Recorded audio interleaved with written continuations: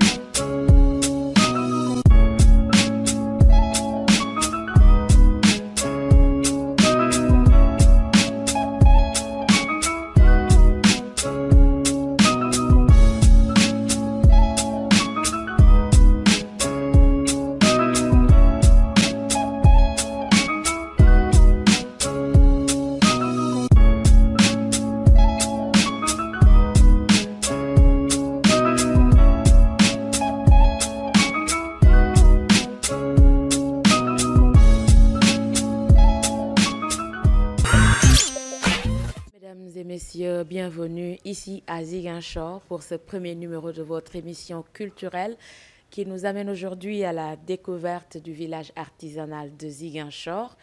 Et pour en parler, nous serons aujourd'hui avec quelqu'un qu'on ne présente plus dans la scène culturelle de Ziguinchor, artistique en particulier, un homme, un érudit, on dirait, de la culture, quelqu'un qui aime ce qu'il fait, qui aime ce métier et qui se donne pour la survie de ce métier, la culture en général. Je vous laisse se présenter. Voilà. Merci beaucoup Brigitte. Bonjour d'abord les téléspectateurs un peu. Voilà, donc c'est un grand plaisir encore une fois de venir partager un peu, disons, cette notion de culture avec vous.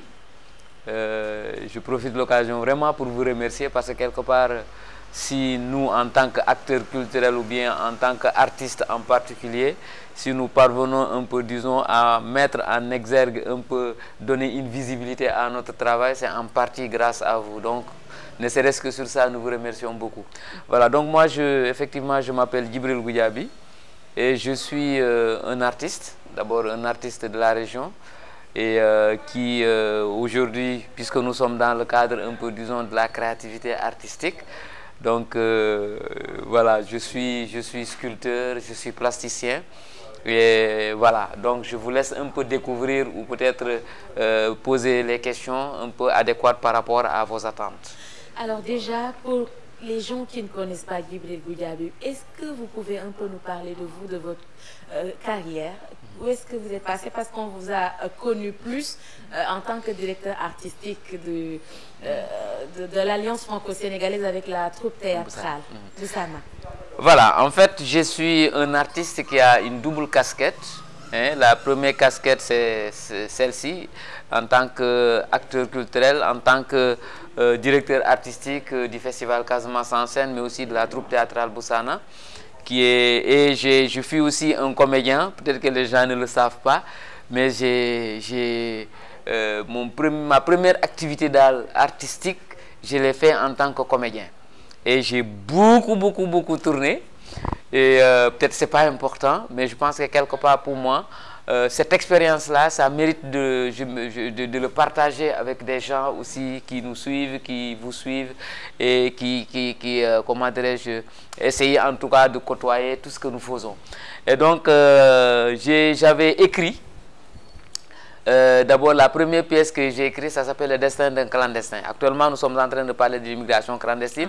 Et je crois que pour moi, en tant qu'acteur culturel, il ne s'agissait pas forcément de trouver une solution, mais de dégager des pistes permettant de tendre vers des solutions en fait. Et donc j'ai rencontré beaucoup d'immigrés ici qui étaient dans la même situation que des gens qui prennent des pirogues, des gens qui font la traversée du désert, des gens qui vont acheter un visa et à la fin, ils se rendent compte que le visa, il est faux, des choses comme ça. Voilà, donc j'ai rencontré des immigrés ici, des immigrés en Europe qui ont voyagé dans ce circuit-là et c'était très émouvant. Ensuite, des mots qui tuent, ensuite, comment dirais-je, les ambassadeurs, le musée, tout ça. Donc ce sont autant de pièces que j'ai écrites, mais aussi que j'ai tournées en tant que comédien, un peu partout ici à Ziguinchor, en Afrique, mais aussi beaucoup à travers un peu le monde. Donc ça, c'est la première casquette. Maintenant, la deuxième casquette, c'est un peu comment dire, la casquette un peu, disons, plastique, entre guillemets. Donc la peinture et un peu les sculptures. Depuis un certain temps, je ne dis pas que je me retire de l'autre côté, mais en tout cas, depuis un certain temps, je suis en train, en tout cas, soit de tendre vers une sorte de collection d'œuvres d'art parlant de notre histoire, parce que derrière une œuvre d'art, c'est toute une histoire. Voilà, exactement, on en reviendra. Mais aussi de la créativité artistique, comme je le disais, parce que moi, je crée aussi, je vois tout ce qui entoure la région de Ziguinchor, cette richesse culturelle, de la diversité culturelle de Ziguinchor, ça mérite d'être mis en avant. Et pour moi, en tant qu'acteur, je considère que ce n'est pas mis en avant.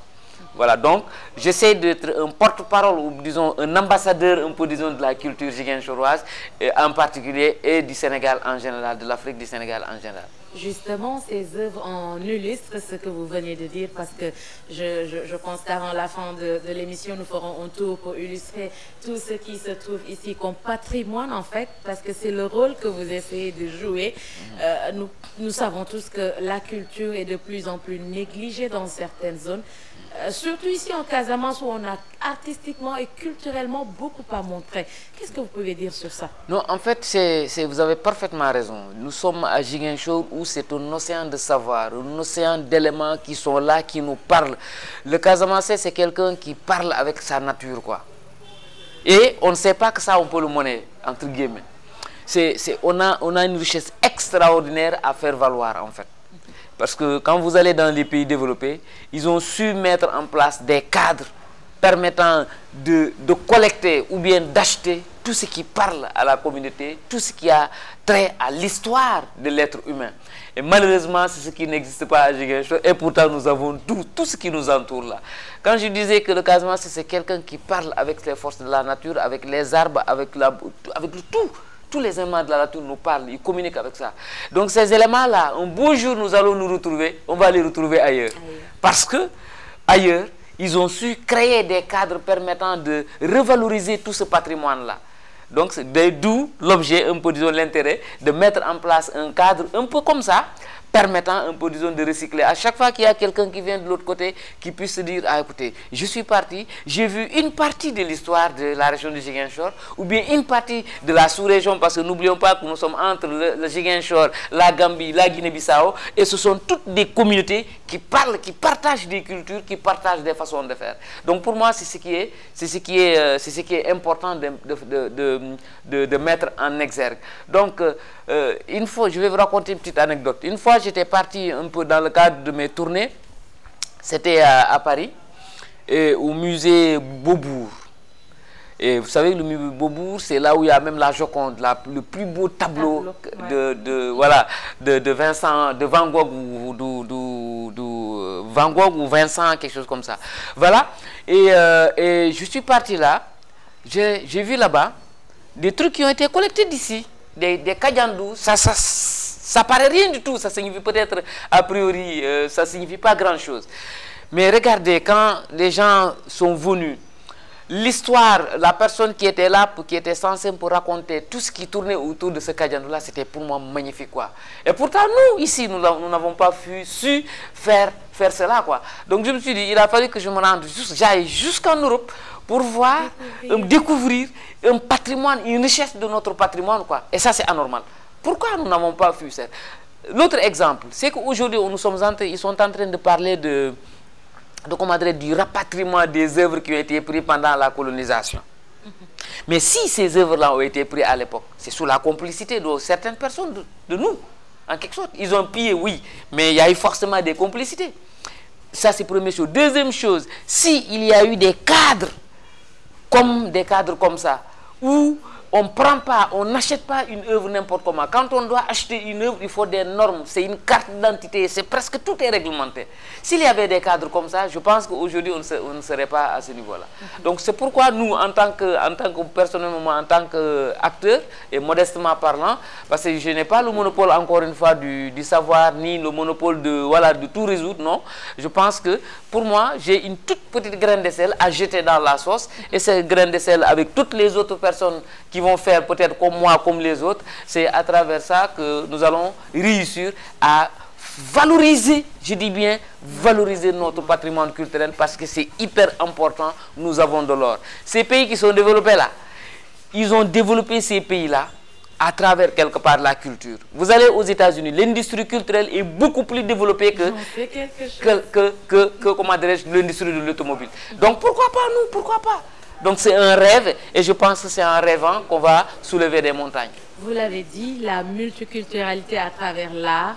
Aujourd'hui, est-ce que la jeunesse s'implique? Est-ce que la jeunesse vraiment s'intéresse déjà à ce que vous faites? Parce que très rare de venir dans ce genre de cadre, trouver des gens venir voir, essayer de comprendre leur histoire. Qu'est-ce que vous avez à dire? Est-ce que les jeunes s'impliquent vraiment aujourd'hui dans ce genre de truc? Oui, en fait, les jeunes s'impliquent.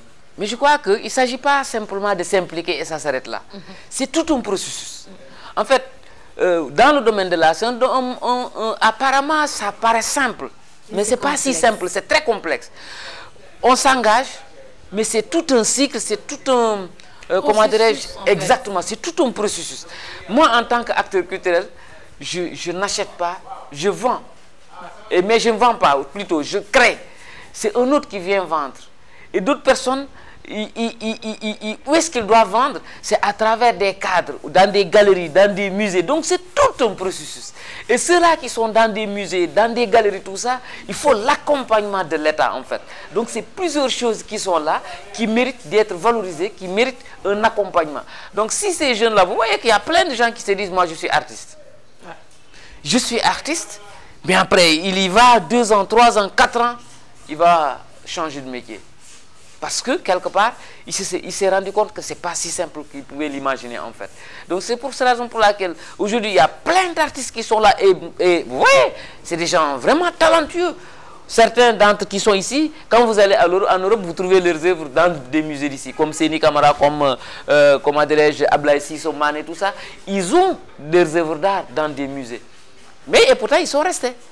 Ils sont restés. S'ils avaient une position, disons, cette conscience peut-être faible, ils allaient dire, écoutez, moi, ici, ça ne paye pas, il me faut aller en Europe.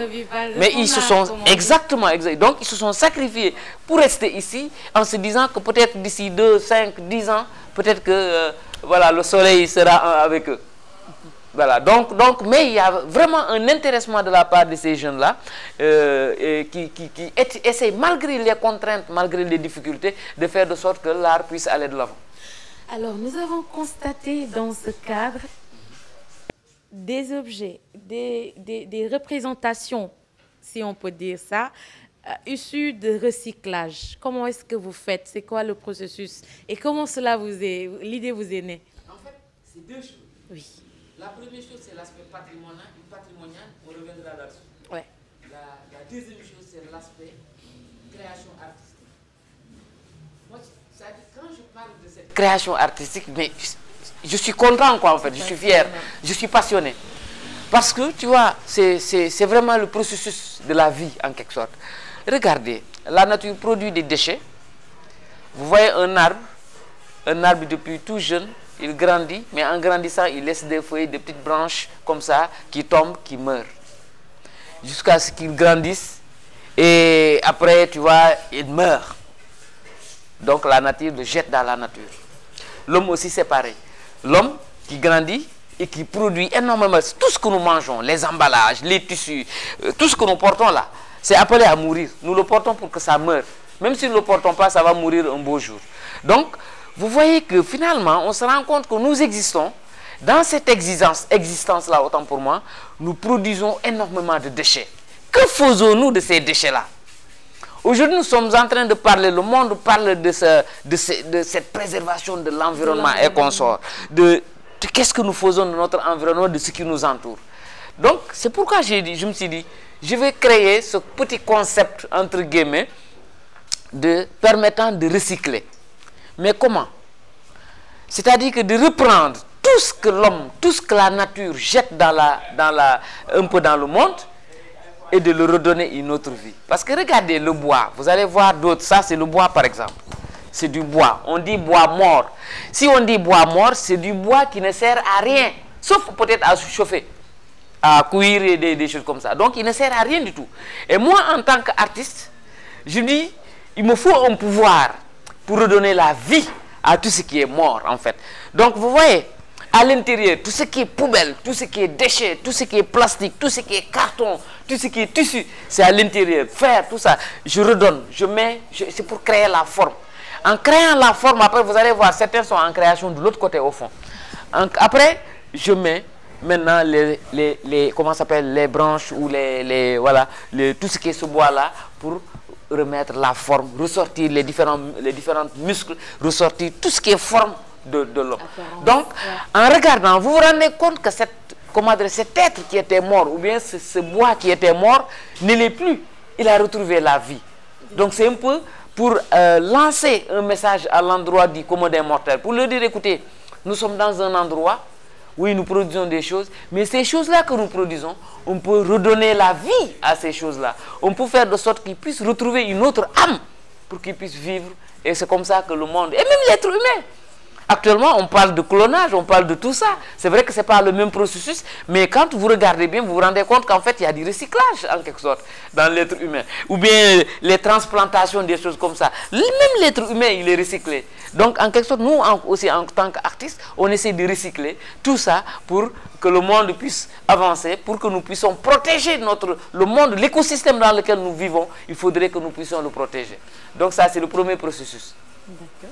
Et le second? Voilà, le second, c'est par rapport au patrimoine. Je l'avais dit tantôt, l'anecdote que je vous ai racontée quand j'étais parti un peu à Paris et qu'on sort. Ça m'a bouleversé. Il y a une autre histoire. J'étais parti aussi à Lausanne, c'était en Suisse, où j'étais au musée ethnographique de Lausanne. Je suis entré à l'intérieur, j'ai payé comme tout le monde pour aller visiter. Et quand je suis entré à l'intérieur, mais figurez-vous, j'ai trouvé des œuvres d'art, des petites statuettes comme ça, qui ont été prises pendant la colonisation, en Tanzanie, de Luanda, d'Afrique du Sud, et d'un peu partout d'Afrique. Je me dis, regardez ce patrimoine-là. Et ce musée, c'est de jour en jour, des gens payent, font la queue pour aller visiter. Et ça devient, mais ça génère des fonds colossaux, quoi. Donc je me dis, mais il a fallu que j'aille jusque-là, pour voir et ensuite payer pour voir des œuvres qui appartiennent à à mes ancêtres, quoi. Je trouve que ça c'est vraiment anormal. Mais dans tout ça, à qui la faute? C'est à nous. Ouais. C'est à nous. C'est à nous de créer, d'inventer. Nous avons aujourd'hui des gens qui ont fait des études ou qui ne l'ont pas fait. Mais quand même, ils ont ce degré cette faculté d'analyse, de créativité. L'Africain, c'est des gens qui créent. Vous allez voir un enfant, il n'a pas fait la danse, il n'a pas appris à faire de la danse, il danse. Ça, c'est un savoir-faire. En fait. Moi, ce que je fais là, je l'ai appris nulle part. Je n'ai pas été dans une école. Alors que il va falloir 10 ans d'études pour pouvoir des fois créer une œuvre d'art et consort. Donc, l'Africain, il a l'art dans le sang. Donc, ce savoir-faire là, je pense qu'il mérite d'être accompagné par je ne sais pas quoi pour que nous puissions mettre en valeur ça. Donc, pour moi, quand je suis rentré, j'ai dit à mon collègue là, écoutez, nous allons rêver comme tout le monde, comme les autres l'ont fait là. La Tour Eiffel là. La Tour Eiffel, c'est quelqu'un qui a rêvé pour inventer la Tour Eiffel. Le musée Beaubourg, le musée du Quai Branly, le musée ethnographique de Lausanne, tout ça là, c'est des gens qui ont rêvé pour créer des choses comme ça. J'ai dit à mon collègue là, nous allons rêver pour inventer un musée. Comment nous avons fait? Nous avons déjà commencé par collecter d'abord des choses dans la nature, au village, un peu partout. Dire, écoutez, il ne s'agit pas de venir de donner nous, mais de voir dans quel genre de partenariat mettre en place avec ces gens-là pour que nous puissions un peu, disons, qu'il y ait du gagnant-gagnant entre eux et nous. Que ce ne soit pas simplement nous qui venons pour piller et puis ça s'arrête là, non, loin de là. Donc c'est ce que nous essayons de faire. Donc c'est pourquoi on a réussi à collecter pour faire par exemple le balafon, parce qu'on sait que ça a trait avec les balantes, la kora, avec les mandingues, le accounting, avec les diola, autant d'éléments qui parlent de notre histoire. Parce qu'on sait que plus tard, ces éléments-là, on va les retrouver ailleurs, pas ici. C'est pourquoi donc on a donc pour revaloriser le patrimoine culturel, mais aussi on a collecté tout ça comme le kumpo, comme le samay, comme Nias, comme le kankoran. Vous regardez, ce sont des symboles, des choses qui représentent, qui parlent, qui représentent entre guillemets la culture de chez nous. Donc, quelque part, pour moi, c'est fondamental de pouvoir mettre en exergue et faire de sorte que demain, quand il y a quelqu'un qui vient, mais vous avez quoi comme histoire? Eh bien, venez, vous allez voir. Si je ne peux pas vous raconter, quelqu'un peut vous la raconter en quelque sorte. Voilà. Enfin, avant de terminer, pour ce recyclage, nous voyons par exemple pour ceci que c'est fait à première vue avec des noix de coco et ces tiges. Pouvez-vous un peu nous parler, exemple, de cette statuette? Oui. Regardez, c'est la maternité. C'est la maternité, la femme qui donne la vie, la femme qui protège la vie. C'est tellement fort. Peut-être que quand vous regardez l'œuvre, ça ne vous parle pas tout de suite. Mais quand vous regardez cette femme qui souffre après 9 mois de grossesse pour d'abord donner la vie, après avoir donné la vie, il faut 2 ans pour entretenir l'enfant, tout le temps le porter. Et vous voyez les hommes qui disent, mais tu ne peux pas porter l'enfant comme s'il n'a pas encore porté l'enfant quand il était tout petit. Vous voyez, donc nous devons rendre hommage à la femme. Et pour moi, la meilleure façon de rendre hommage à la femme, c'est de l'éterniser, comme nous sommes en train de le faire. Donc ça, c'est l'éternité, de rendre hommage à la femme de façon éternelle, de faire de sorte que la femme, parce que c'est la femme, regardez, elle porte l'enfant pendant, je répète, ces 9 mois-là. Ensuite, 2 ans intenses. Et malgré ça, c'est elle qui va puiser de l'eau. C'est elle avec l'enfant au dos. Pendant que nous sommes là en train de fumer la pipe. Pendant que nous sommes là en train de boire du thé. Pendant que l'enfant pleure, tu vois. Hé, tu ne peux pas prendre l'enfant. Il faut chercher l'enfant. Attends, va chercher l'enfant. Donc, ce sont des choses pour moi qui méritent aussi de valoriser. Ce sont des choses qui méritent d'être mises en exergue. Donc, les éléments que nous récupérons aussi, ce sont effectivement les noix de coco. C'est toujours le processus de la récupération. Vous voyez, ça c'est les branches, on les jette. Quand ça tombe, ça ne sert plus à rien. Ça c'est les écorces. Tout ça, donc pour montrer que à travers les branches, les écorces, tout ça, elle est présente dans toutes nos créativités en quelque sorte. Voilà. Voilà, mesdames et messieurs, ceci met un terme à ce premier numéro de votre émission culturelle qui recevait l'artiste qu'on ne présente plus, Djibril Goudiaby. Nous vous remercions pour l'intérêt que vous portez sur cette émission. Avant de clôturer, nous ferons un tour pour voir toutes les œuvres que vous présente ce musée qui se trouve à Ziguinchor, au village artisanal, à l'honneur de la culture, à l'honneur surtout de la célébration du 8 mars dernier pour la Journée internationale des femmes. Merci et à très vite.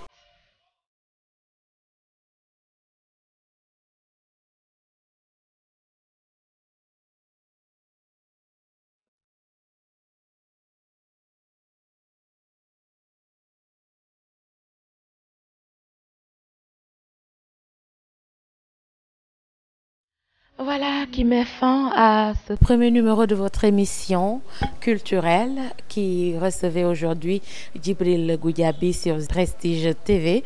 Nous vous donnons rendez-vous dans un autre numéro. À très vite. Merci de l'avoir suivi.